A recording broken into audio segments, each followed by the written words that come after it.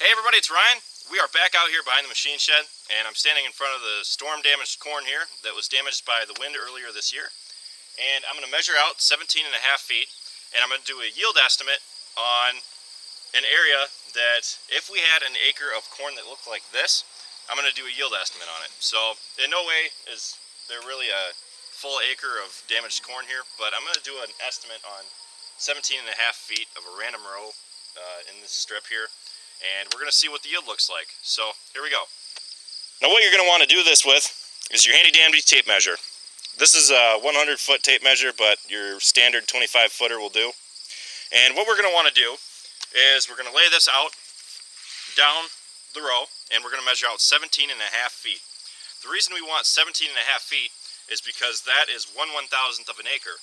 So once we go through and we do up our ear count and we pluck a couple random ears and we do a yield estimate on the ears, then we can go through and we can multiply it by 1,000 and we can get our yield estimate. So let's go. Now we're on the lower half of the strip, and I think I'm going to go in about 10 or 12 rows. Let's make that 8 rows. And we'll walk down, I don't know, maybe 30 feet.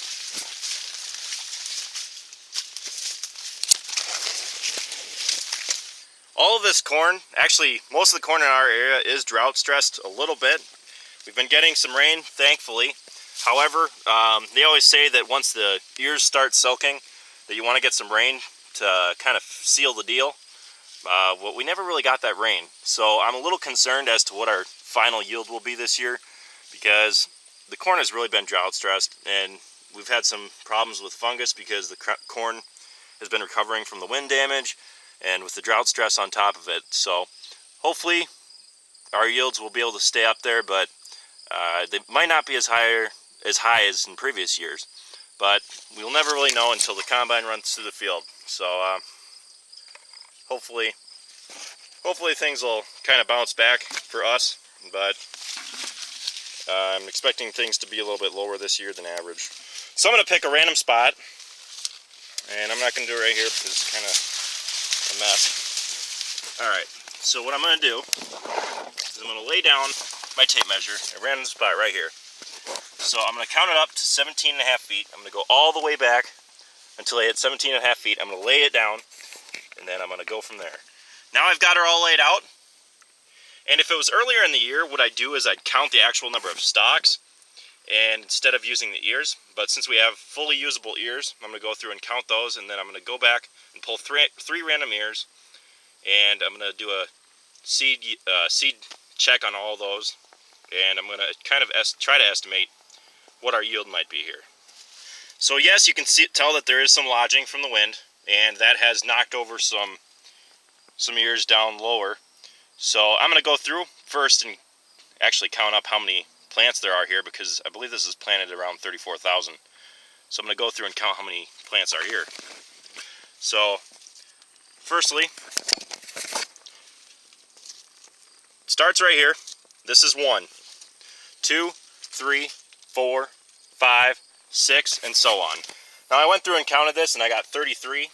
And just by looking at it, I know that this wasn't planted at 23, probably around, or wasn't planted at 33, and I'm guessing it was planted around 36 or 38, which is on the higher end, but it's not uncommon. So now what I'm going to do is I'm going to go through and count the number of fully usable ears. So here on this plant, this technically isn't in the measuring tape, but for an example, this is one usable ear. This is not. So you will not count any of these ears, because these ears, the plant sucks back in, as you can tell, because it's kind of getting all flimsy, and it started putting its resources into producing this ear. So this would count as 1. So I'm going to go down, starting here, so that's 17.6. I'm going to count back until the measuring tape ends. So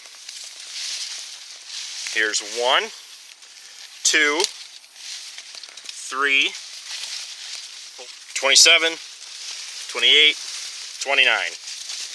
Okay, so out of 33 plants that were still alive in this row, we only had 29 ears. So that means 4 plants that are alive in this row did not have ears. So now what I'm going to do is I'm going to go out and pick 3 random ears. Try not to pick the best ones, or try to pick average looking ones. And I can tell you right now, this is one of the better looking ones. And I'm going to go through and I'm going to count up the average amount of seeds on each one. And I'm going to divide it out by 3. And whatever number of seeds are averaged on these 3 ears, I will be able to estimate what our yield will be. So I'm standing here and I shucked back this ear. And it looks pretty good considering what it looked like before I shucked it. Now what I'm going to do is I'm going to look back here and count the number of rows of kernels there are. So I'm going to start right here. Start this with 1, 2, 3, 4, 5, 6, 7, 8, 9, 10, 11, 12, 13, 14, 15, 16. So there's 16 rows of ears, of kernels on this ear, which is just under average for us. Usually we average around 18, I'd say. 18, 20. So we have 16 around, and what I'm going to do is start maybe 3 kernels down from the end and 4 down from the bottom, because we don't want to count these smaller kernels because they don't have much effect on weight, I guess you could say, in our total bushels.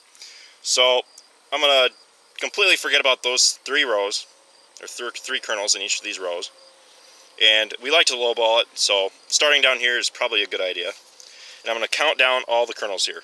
So 1, 2, 3, 4, 5, 6, 7, 8, 9, 10, 11, 12, 13, 14, 15, 16, 17, 18, 19, 20, 21, 22, 23, 24, 25, 26, 27, 28, 29, 30, 31, 32. Approximately 32. So 16 by 32. And by using 16 by 32, we can guesstimate 16 by 32 is 512 kernels on this particular ear. So I'm going to go back in this row, find 3 more random ears, and do it 2 more times. Well, this is number 1. I want to do it 2 more times, and I'm going to add the average up from each of these, and I'll divide that out by 3, and I'll have an average number of kernels per ear. Okay, so I just got done doing 3, and what I came up with was 1 kernel that was 16 by 32, another that was 18 by 30, and 1 more that was 14 by 28. So I'm going to take the average of those, and we're going to see what the average number of kernels on these ears were. So the average number of kernels on these ears, they were completely random. I just closed my eyes and randomly stopped whenever I felt like it. And I got 512, 540, and 392. So if you take the average of those, you come up with an average of 481 kernels per ear. So remember earlier where we counted up the number of ears per row, or per 17.5 feet? We're going to take that number and we're going to multiply it by the number of kernels on each ear. So there was 481.3 repeating kernels per ear, and there was 29 ears, so we take that and multiply it by 29, and we get 13,958 kernels per 17.5 feet. So if you want to figure out how many kernels per acre there are, you take that and you multiply it by 1,000. So we get 1.39587 E plus 7. So I forgot what E means, but E is basically just saying that it's a really long number. So we take this number, and what we're going to do is we divide it by a number that is around 80,000. And we use 80,000 because there are approximately 80,000 kernels per bushel, depending on, your moisture and weight. So this is just an average.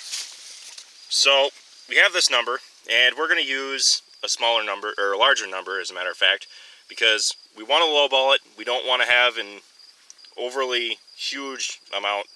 We don't want to overestimate, basically.